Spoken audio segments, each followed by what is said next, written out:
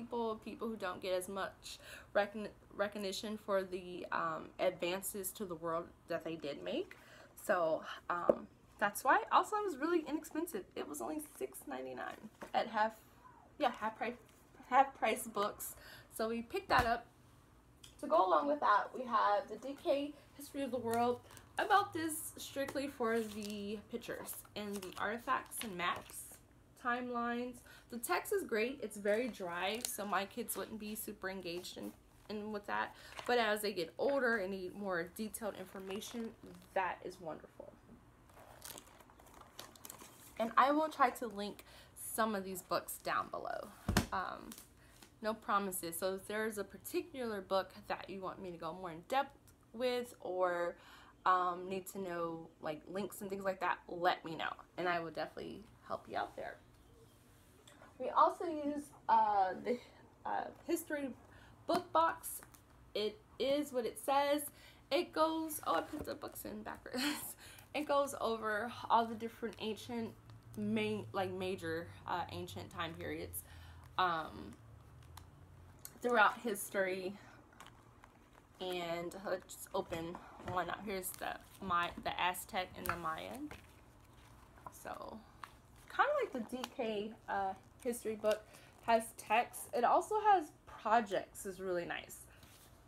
Lots of projects, actually. Lots of text, lots of details. Really like this. I only paid like $7 for this. Yeah, $6.99.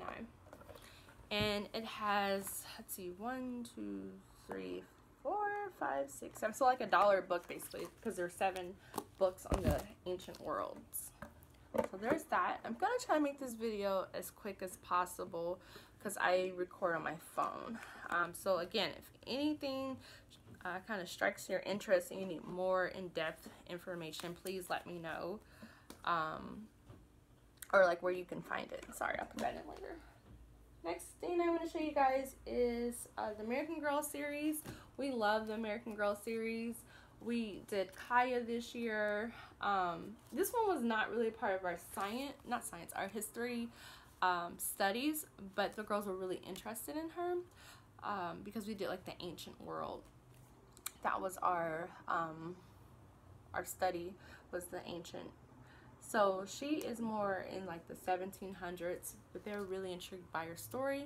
What I love most about what the American Girl book series and dolls represent is real, true history, not like sugar-coated, and I really can appreciate that. So it is suggested for ages 7 or 8 and up, and I think that's a great age, like first grade, to introduce these to your children.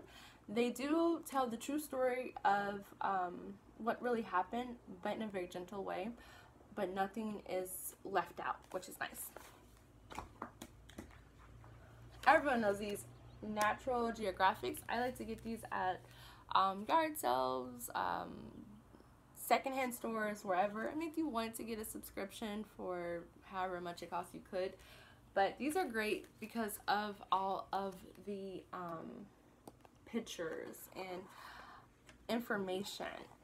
They're also great if you're doing a project to, like, you know, cut things out and put on poster boards and things of that nature.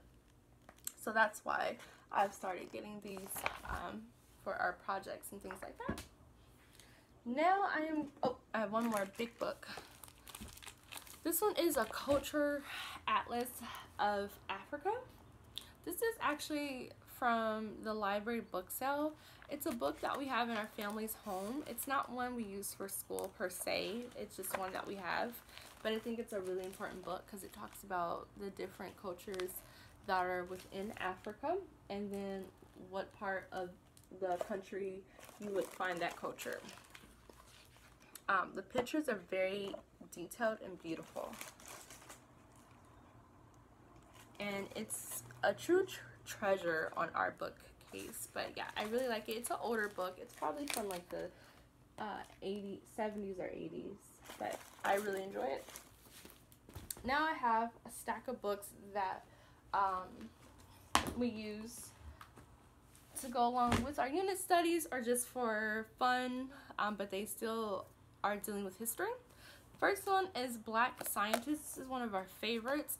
we read this as a read aloud every other day during, just about every other day during school. There was another book we got from the library that's very similar to this. I think it's called Pioneer Scientists or something like that. And we finished that one up, and that one's really good too. But yeah, here's that one, Black Scientists. This one is Lives of the Writers. This is a really cute, cool book. It talks about different noted writers throughout history. The text isn't very lengthy. You could do like one of these a day, or during like poetry tea time. This would be perfect. So there's that. They have like cartoon faces, which is really cool.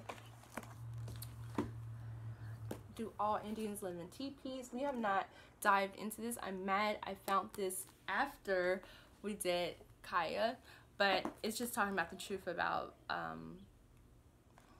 Native Americans and, you know, some of the myths and stereotypical things that are perceived of them. This will be one I would pre-read first before just letting my children like take it and read on their own, or one I would read to them, because I'm thinking subject matter might be a little on the heavier side if your children are sensitive to certain things. The Story of Barack Obama, we read this one. This one's a really cool one. It just talks about Barack Obama before he became president, and all his accomplishments, what he was like as a child growing up. Now this is one we read near Thanksgiving. It's called 1621, The New Look at Thanksgiving. It actually talks about what Thanksgiving actually was in that time period. It doesn't really talk about any, like, how can I put this like nicely? It doesn't talk about what truly happened, but it makes sure it notes that Thanksgiving isn't what we think Thanksgiving is, if that makes any sense. If I can, you know, make that sound as nice as possible.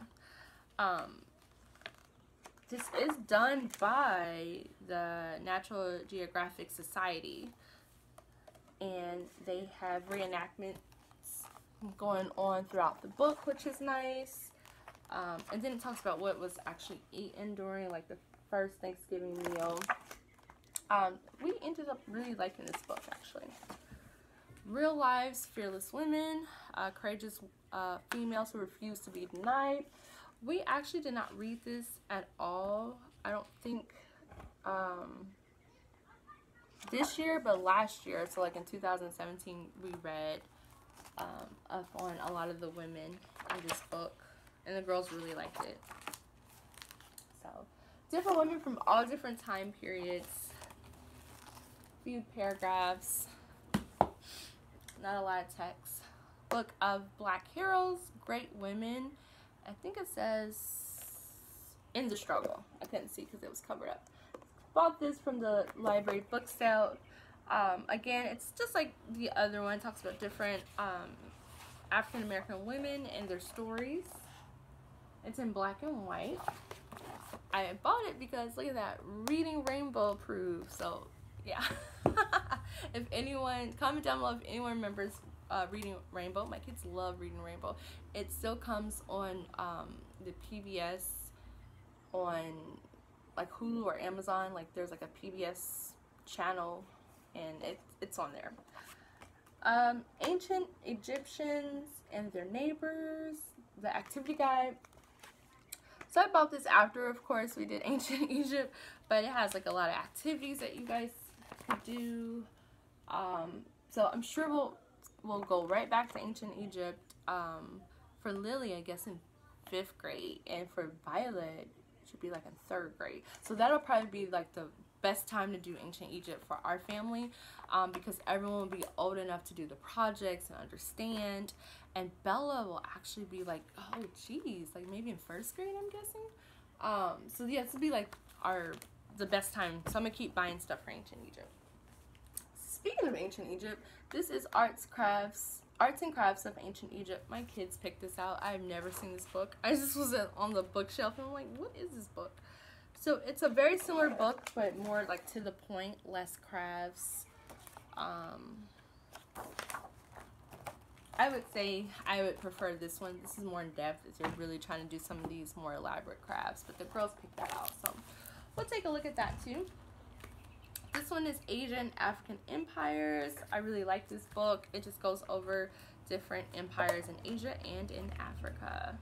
Pictures are beautiful. Very, very beautiful. So, very, very beautiful. Last book I have is Who Stole Mona Lisa? This is a really cool book. It talks about what happened to Mona Lisa, how did she become stolen. It, you know, tells it in a children's gentle approach. You know, people stealing things. Again, your children might be upset by that. Maybe hold off on this one, but it does talk about theft and things like that. So that's the basis of what we use for history.